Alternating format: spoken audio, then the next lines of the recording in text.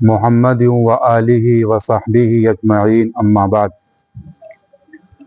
قال اللہ تبارک و تعالی فی القرآن المجید والفرقان الحمید اعوذ باللہ من الشیطان الرجیم بسم اللہ الرحمن الرحیم ان اللہ لا يحب الظالمین صدق اللہ العظیم۔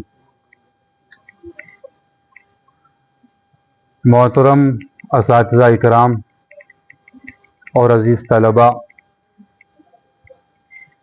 آج پورے ملک میں خوشی کا ماحول ہے۔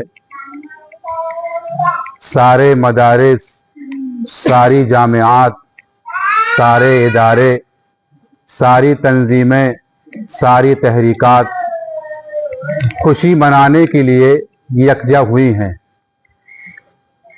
میرے عزیزوں، سب سے پہلی بات تو یہ ہے،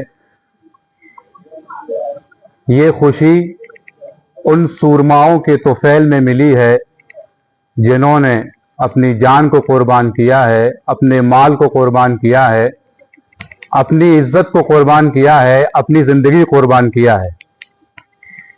اس کے نتیجے میں ہم لوگوں کو یہ خوشی دیکھنے کا موقع ملا ہے۔ اسلامی نقطۂ نظر سے آزادی اسلام کا مزاج ہے۔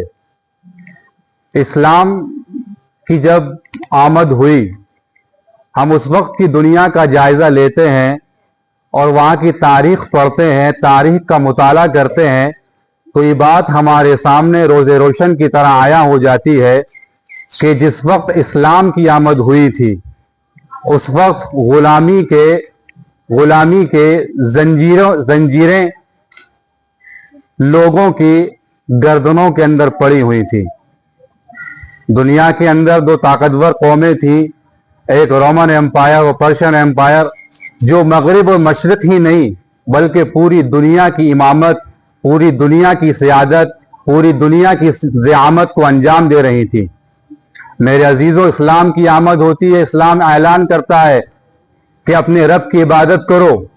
اس زمانے کے اندر واقعہ بیان کیا جاتا ہے، مورخین نے لکھا ہے، بڑے بڑے مصنفین نے لکھا ہے، اس قدر غلامی کا چرچا تھا، اس طرح عبدیت کا چرچا تھا کہ لوگ جو ہیں جب اپنی شادیاں کرتے تھے، امراء، وزراء، رؤساء، تو ان شادیوں کے اندر غلاموں کو جلایا جاتا تھا اور ان کی روشنی میں روشنی کی جاتی تھی۔ اور یہاں تک کہ لکھا ہے کہ کسی آدمی کو درخت سے باندھ دیا جاتا تھا، اس کی آنکھ کی دائیں پتلی پر نشانہ سادھا جاتا تھا اور یہ باہم تیر اندازی کی مشق ہوتی تھی۔ اس خطرناک صورتحال تھی۔ اسلام آتا ہے، اسلام اعلان کرتا ہے کہ لوگوں، تم آزاد پیدا ہوئے ہو، تمہاری غلامی یہ ہے کہ تم ایک اللہ کی عبادت کرو، ایک معبود کی عبادت کرو، ایک خالق کی عبادت کرو جو تمہارا خالق ہے، جو تمہارا پالنہار ہے، جو تمہارا معبود ہے۔ میرے عزیزوں، یہ وہ مزاج تھا جو اسلام نے بنایا تھا، اللہ کے رسول کی ذات نے بنایا تھا، اور یہ مزاج پوری دنیا کے اندر پھیلا۔ مکے سے لے کر مدینے میں آیا، مدینے سے روم گیا، ایران گیا، شام گیا، مصر گیا، الجزائر گیا، افریقہ گیا، ساری دنیا کے اندر یہ اعلان کروایا۔ ہم میں سے بہت سے حضرات نے واقعہ پڑھا ہوگا تاریخ کی کتابوں میں کہ ربیع ابن عامر جب رستم کے دربار میں جاتے ہیں، رستم کہتا ہے کہ ما الذی جاء بکم، یا کیوں آئے ہو، تمہارے آنے کا مقصد کیا ہے؟ تو جواب سنیے، وہ کہتے ہیں اللہ ابتعثنا، اللہ نے ہم کو بھیجا ہے، لنخرج من شاء من عبادت العباد الى عبادت اللہ، ومن ضیق الدنیا الى سعتها، ومن جور الادیان الى عدل الاسلام۔ یہ وہ مزاج تھا جو اسلام نے بنایا تھا۔ اسلام کی آمد آزادی کے لیے ہوئی ہے۔ اسلام قبول نہیں کرتا ہے محکومیت کو۔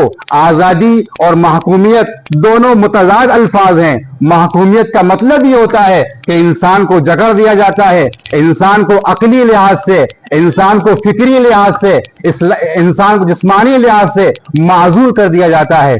میرے عزیزوں، یہ صدا اسلام نے لگائی اور یہی صدا اسلام نے پوری دنیا میں لگائی اور یہ صدا میرے عزیزوں ہمارے ہندوستان کے اندر پہنچی. ہم میں سے بہت سے حضرات یہ خیال کرتے ہیں, ہمارے بڑے بڑے مصنفین, بڑے بڑے مورخین, بڑے بڑے خطباء اس بات کو بیان کرتے ہیں کہ ہندوستان میں سب سے پہلی آمد آریہ قوم کی ہوئی ہے. میرے عزیزوں یہ بات تاریخی بنیاد پر, یہ حقائق کی بنیاد پر, شواہد کی بنیاد پر یہ بات صحیح نہیں ہے, بلکہ آریہ قوم کا جو دعویٰ ہے وہ اپنی جگہ پر ہے. ہمارے بہت سے مصنفین نے اس کو لکھا ہے کہ ہندوستان میں سب سے پہلی آمد آریہ قوم کی ہوئی ہے. لیکن میرے عزیزوں کیا آپ نے عربوں کا دعویٰ سنا ہے؟